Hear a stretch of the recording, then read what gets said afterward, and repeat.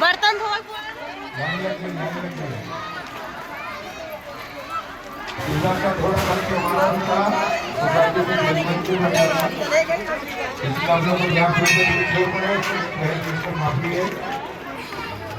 अभी दो दिन आते रहेंगे, दर्शक करके जाते रहेंगे।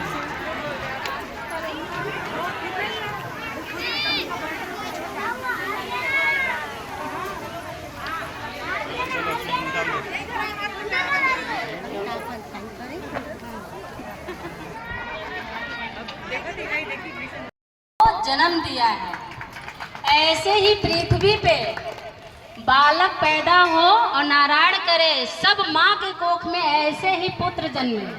मैं इसीलिए मैं बहुत परेशान थी बोलने के लिए। गुरुर ब्रह्मा गुरुर विष्णु गुरुदेव महेश्वरा, गुरु साक्षात परम ब्रह्मा तस्मै श्री गुरुवे नमः।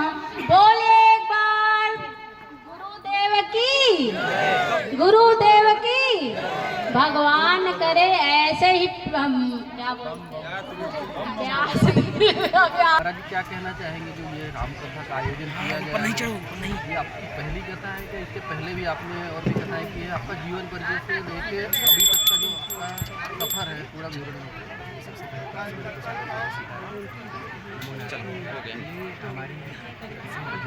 ये हमारी एक तीसरी कथा है और इससे पहले भी जो है कई कथा कर चुके हैं।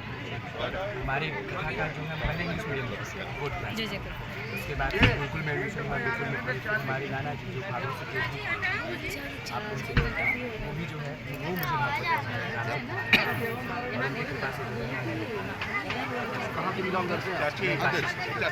आपका एजुकेशन कहाँ से हुआ? काशी। और कथा का पहला कथा आपने कहाँ पे करवाया? पहला कथा अभी तो आप फिलहाल यहीं पे?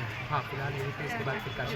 जय विजय में जो कथा हुई है कैसा रहा आपका सफर, कैसा रहा? नहीं 12 माताएं कथा सुनते आती हैं, गुरुजी आपका भी है ना, थोड़ा बोलिए।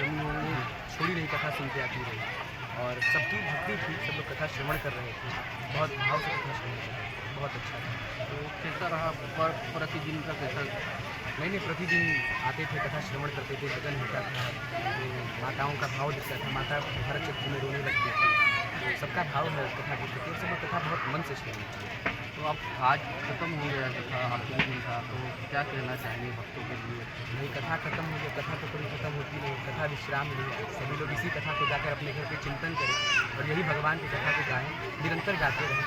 अगले वर्ष फिर हम अगर सही सलामत रहे, भगवान की कृपा रही रघुनाथ जी की, तो फिर कथा आप सभी को श्रवण करें। कल भंडारा है, भंडारे के बारे में? हाँ परसों भंडारा है, कल हवन है। पूरा विवरण हमारे चैनल के माध्यम से आप बता दीजिए। कल प्रातः काल जो है हवन है, उसके बाद फिर मध्य काल में 12 बजे कलश जो माताएं दी हैं कलश दिया जाएगा और फिर अगले दिन 22 तारीख को प्रातः काल गायत्री परिवार के द्वारा हवन का आयोजित किया जाएगा। तो हवन आयोजन सत्यनारायण पूजा और हवन आयोजित पंचकुंडी, और उसी दिन सायंकाल 6 बजे से लेकर 10 बजे तक भंडारा रेडी। क्या नाम है आपका? बोले ही ना घर उठा ले जाए, मेहरारू की नौकर रख दूँ। कैसा रहा जो ये रामकथा का आयोजन किया गया? ये पाठा 2 साल तो थोड़ा छोटे लेवल पे होता था, हम आते थे, लेकिन इस बार बहुत बड़े लेवल पे हुआ। और ऐसे गुरु जी का था, गुरु जी हमारे जो है उनके गुरु हमारे योगा के गुरु हैं ये, और ये बोलते थे इनके मैडम बहुत बड़े लेवल पे करना है, बहुत बड़े लेवल पे करना है, लेकिन इनकी इच्छा इस साल पूरा हो गई, तीसरे साल में पूरा हो गई और बहुत अच्छा लगा। और आपकी अमानत अच्छा लगा और हम बहुत खुश है। और मेन जो व्यास जी है ना, से व्यास जी बहुत पुत्र समान एकदम से आए।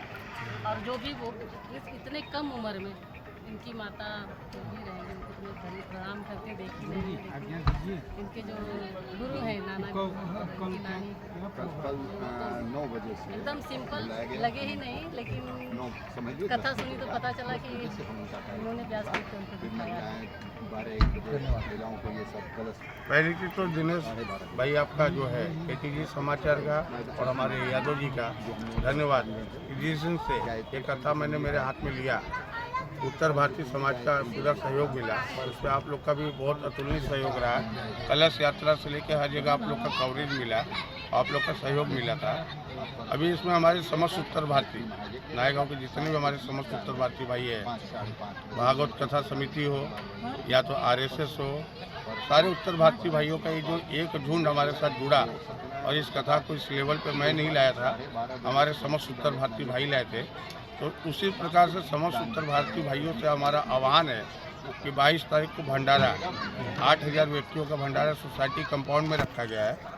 तो आप सभी को यहाँ पे परिवार की तरह खड़ा रह के उस भंडारे को सफल करना है और इस कथे का भंडारे का पूरा योगदान हमारे सभापति माननीय कन्हैया बेटा भोई जी की तरफ से दिया जा रहा है। तो बेटा भोई जी का भी हम तहे दिल से बहुजन विकास अघाड़ी का धन्यवाद व्यक्त करते हैं। धन्यवाद। उपेंद्रनाथ तिवारी वाराणसी से हूँ और जाड़े भर यहाँ आता हूँ जाड़ा काटने के लिए, मुझे बड़ा अच्छा लगता है, यहाँ ठंडी नहीं पड़ती। तो जब से मैं आया हूँ 3 साल से आ रहा हूँ, 3 साल से राम कथा हो रहा है और बड़ा आनंद मिलता है इस राम कथा में, क्योंकि हमारे जीवन का अंग है। हमने संस्कृत में PhD किया है श्रीमद् भागवत पर, तो मैं हमेशा भक्ति में ही रहना चाहता हूँ, भगवान नाम में, भगवान कथा में अपने जीवन को व्यतीत करना चाहता हूँ। मुझे बड़ा शौक़ है कि भगवान की कथा सुनने को कहीं भी मिले, गाने को कहीं मिले, यही मेरा लक्ष्य है जीवन का। तो ये जो यहाँ पे जो रामकथा हुआ है, जो बाल कृष्ण व्यास जी ने करवाया के माध्यम से हुआ है, तो कैसा रहा जब से कथा स्टार्ट हुआ अभी तक का? हाँ, इस बार जो कथा हुई है वो थोड़ा सा बड़े लेवल पर हुई है, क्योंकि इससे पहले 2 कथाएं जो होती थी इसी मंदिर पर हम लोग करते थे, भीड़ थोड़ी कम होती थी। और बाल व्यास 13 वर्ष की उम्र से आ रहे हैं, अब इनकी 16.5 की उम्र हो रही है, वेद व्यास जी के बेटे सुखदेव जी की तरह। तो बहुत अपनी तोतली बाड़ी में बड़ी अच्छी कथा कहते हैं, हम लोग को बड़ा अच्छा लगता है, बड़ा आनंद मिलता है। और यहाँ की जनता ने भी काफ़ी सम्मान दिया है, इतनी शांतिपूर्वक लोग कथा श्रवण किए कि हम तो कहीं कहीं ऐसा श्रोता पाए हैं जहाँ बिना विवाद के निर्विवाद लोग बैठ करके और प्रेम से कथा श्रवण कर रहे हैं, किसी से कोई किसी का कोई टकराव नहीं। बड़ा आनंद, और सब लोगों ने बड़ा आदर दिया व्यास जी को। बाल व्यास जैसे हैं उस तरह से उनको सम्मान भी प्राप्त हुआ। और हम यही चाहेंगे कि आप लोग भी समय समय पर आकर के और कुछ इस कथा का प्रचार प्रसार करें। धन्यवाद।